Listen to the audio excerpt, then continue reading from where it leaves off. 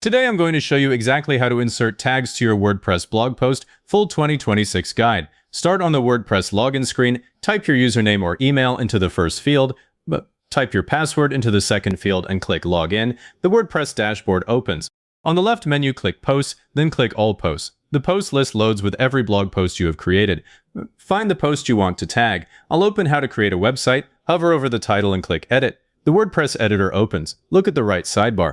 If you see block settings instead of post settings, click the settings icon in the upper right corner. That opens the settings panel. Click Post at the top of that panel. The post settings appear. Now scroll to the tag section and click it if it is collapsed. It expands and shows the tag field.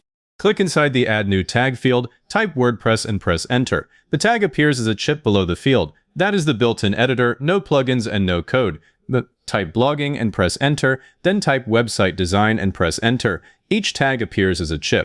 Keep each tag tied to the actual article. If the post is how to create a WordPress website, then WordPress, website, web design, and blogging all make sense. Adding unrelated tags just to increase the number creates a messy archive and readers will click away.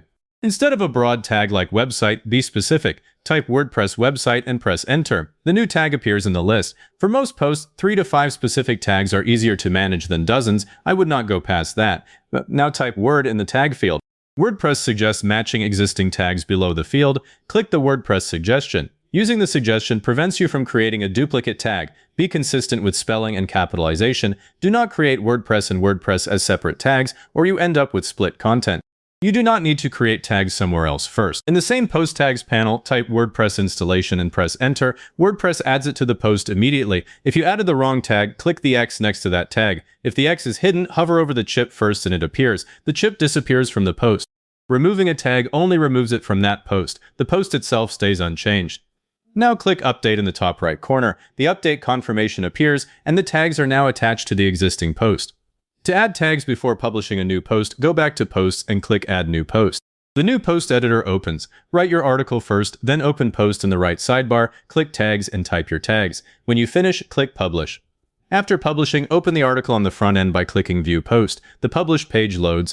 Scroll to the bottom and depending on your theme, your tags may appear there. If they do not appear, that does not mean the tags failed. Your theme controls where and whether tags are displayed. You can still use them for organizing and relating content. Back in the editor, look at the right sidebar. Categories and tags are separate fields. Categories are broader, tags are more specific. For this article, set the category to WordPress. Then use tags like WordPress website, WordPress tutorial, website design, and beginner guide. That creates a cleaner structure.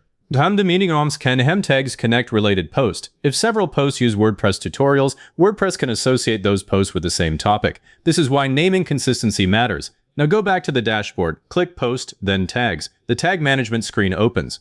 Here you can see columns for name, slug, description, and count. To create a tag directly from this page, enter the name in the name field and click Add New Tag. The new tag row appears. Find an existing tag and hover over it. Click Edit. The Tag Edit screen opens. Change the name to WordPress Tutorial and set the slug to WordPress-Tutorial, all lowercase with a dash. Add a description like tutorials about WordPress basics, then click Update to save. If you no longer need a tag, hover over it on the tag screen and click Delete.